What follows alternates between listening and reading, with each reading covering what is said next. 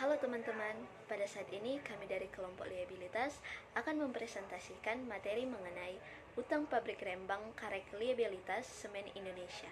Namun sebelum itu, saya akan memperkenalkan anggota kelompok dalam liabilitas. 이기적인 하지만 어떡해 hey, it's okay, okay I'ma shake it, shake it, shake it like you want my birthday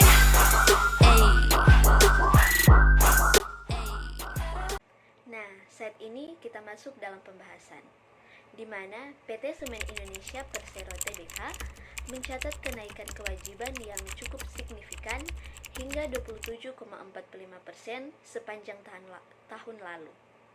Kenaikan utang untuk pendanaan proyek pabrik semen di Indarung dan Rembang menjadi salah satu penyebabnya.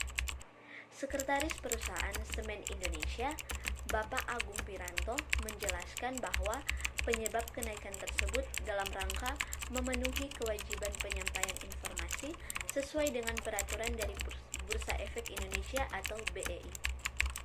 Dalam aturan tersebut, apabila terdapat perubahan lebih dari 20% pada pos total aktiva atau total kewajiban pada laporan keuangan intern atau tahunan, maka perusahaan tercatat wajib memberikan penjelasan tertulis kepada bursa.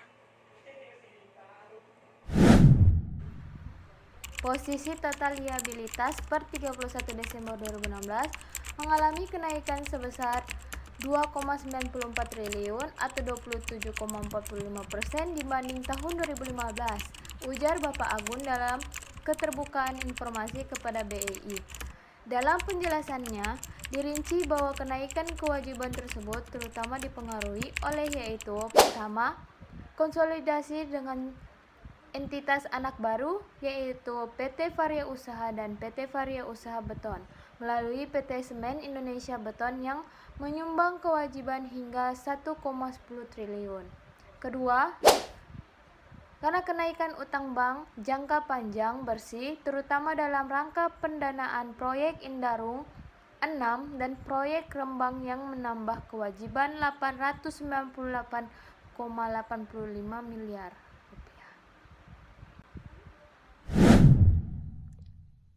Berikutnya, kenaikan utang kredit modal kerja bersih dalam rangka memperkuat pendanaan operasional sebesar 466,7 miliar.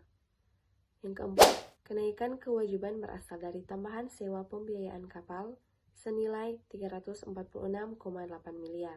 Dan yang terakhir, liabilitas imbalan kerja sebagai dampak dari penurunan diskon rate menyumbang tambahan kewajiban hingga 123,53 miliar. Kendati kewajiban perusahaan melonjak akibat beberapa hal tersebut, Semen Indonesia yakin hal itu akan berimbas positif terhadap kinerja perseroan ke depan. Manajemen berkeyakinan bahwa perubahan tersebut akan memperkuat dan meningkatkan kinerja perusahaan di masa yang akan datang. Sementara dari sisi kerja keuangan, sepanjang tahun lalu kinerja Semen Indonesia tercatat stagnan. Hal itu terlihat dari laba bersih perseroan sebesar 4,52 triliun pada tahun lalu. Tidak hanya berubah dari tahun sebelumnya. Di sisi lain, pendapatan Semen Indonesia sepanjang tahun 2016 malah turun menjadi 26,13 triliun dari 26,94 triliun pada tahun 2015. Lebih lanjut, kendati kewajiban perusahaan melonjak, nilai aset Semen Indonesia juga ikut menanjak. Per 31 Desember 2016, aset perseroan mencapai 44,22 triliun, naik 15% dari 30,15 triliun di periode yang sama 2015. Kisru izin pembangunan pabrik di Rembang, Jawa Tengah membuat perseroan mengkaji ulang kontrak sekitar 6.000 karyawannya. Hal itu dilakukan usai Gubernur Jawa Tengah Ganjar Pranowo mencabut izin lingkungannya untuk pabrik mereka yang berada di Rendeng, Rembang. Kebijakan itu diambil karena aktivitas pabrik berhenti. Dari 6.000 pekerja itu, 1.500 orang diantaranya merupakan warga Rendeng. Nah teman-teman, itulah hasil pembahasan kami dari kelompok liabilitas mengenai materi utang pabrik Rembang Karek Liabilitas Semen Indonesia. Mohon maaf apabila ada salah pengucapan, salah dalam tulisan. Kami mohon maaf, dan sekian dari kami kelompok liabilitas. Terima kasih.